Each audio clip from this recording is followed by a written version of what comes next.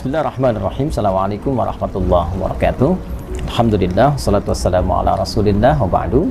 Saudara-saudariku dimanapun Anda berada, hari ini kita akan berbagi tentang sunnah, tuntunan berkehidupan yang melekat pada kehidupan kita, aktivitas kita, sekalipun singkat, padat, tapi begitu bermakna.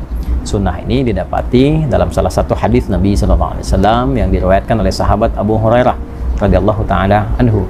Qala Rasulullah sallallahu alaihi wasallam, al-fitratu khamsun atau khamsatun minal fitrah. Fitrah itu yaitu segala yang melekat pada kehidupan manusia, setidaknya ada 5 yang sangat bermakna. Satu, al-khitan, yaitu berkhitan. Yang kedua, al-istihdad, membersihkan rambut di sekitaran kemaluan. Kemudian yang ketiga, natful ibti, ya, yaitu mencabut atau membersihkan di bulu ketiak. Yang keempat, qasus syarib, yaitu menipiskan kumis. Dan yang kelima adalah taqlimul alfar, yaitu memotong kuku. Dari 5 hal ini kita akan mengambil satu untuk memberikan praktikal yang singkat dan mudah untuk dipahami, yaitu tentang memotong kuku. Dan melekat ini disebut dengan fitrah karena membersihkan, memotong, merapikan kuku adalah bagian yang menunjukkan tentang kebersihan yang memang menjadi bawaan fitrah manusia, cenderung hidup lebih bersih, lebih rapi, lebih indah, dan lain-lain sebagainya. Dan kuku adalah bagian yang melekat pada kehidupan kita. Karena itu insan beriman, orang Islam itu mesti tampil dengan bawaan fitrahnya, senang dengan kebersihan, kerapian, termasuk mengatur tentang kebersihan dan kerapian kukunya. Dalam Islam diajarkan kita bagaimana cara memotong kuku yang baik. Para ulama memberikan praktikal atau tutorial singkat kepada kita, dan kita ambil salah satu di antara contoh yang disampaikan oleh para ulama terkait dengan perintah ataupun sunnah memotong kuku ini. Al-Imam An-Nawawi dalam konteks memotong kuku, beliau mengajarkan kepada kita, ya khususnya ya sekarang saat saya mengambil video bersamaan dengan hari Jumat, ya ada sunnah untuk memotong kuku. Maka dari 10 jari ini yang tangan, ya yang melekat pada tangan ataupun nanti yang ada di kaki, kita memulai dengan yang telunjuk terlebih dahulu.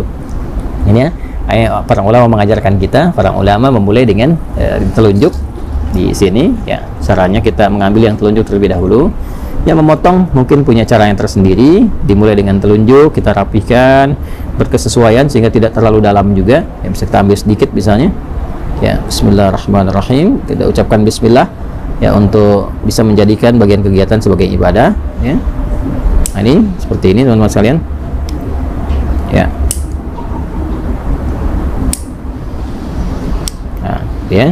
Nah ini sengaja saya tadahi menggunakan tisu, gitu ya, agar juga bagian dari potongan kuku tidak kemana-mana, dan nanti ada hikmahnya.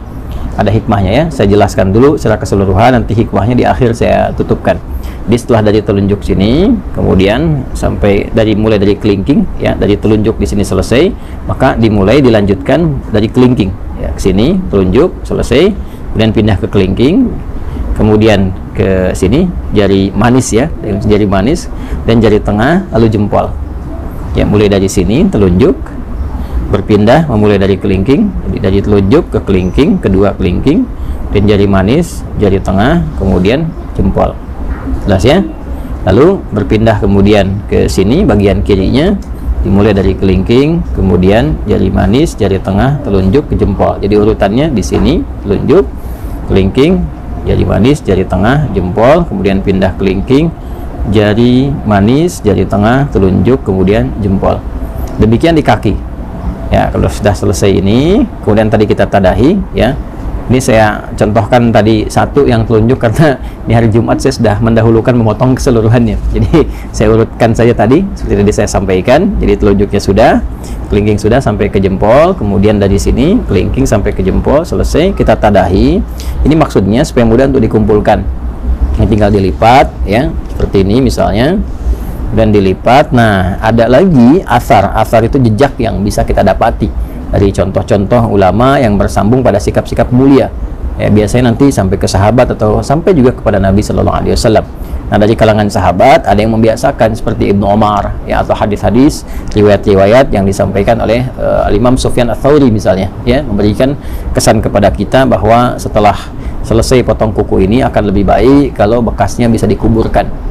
Ya walaupun bukan kewajiban, tapi dianjurkan untuk dikuburkan seperti rambut, ya ataupun kuku, dengan dua tujuan.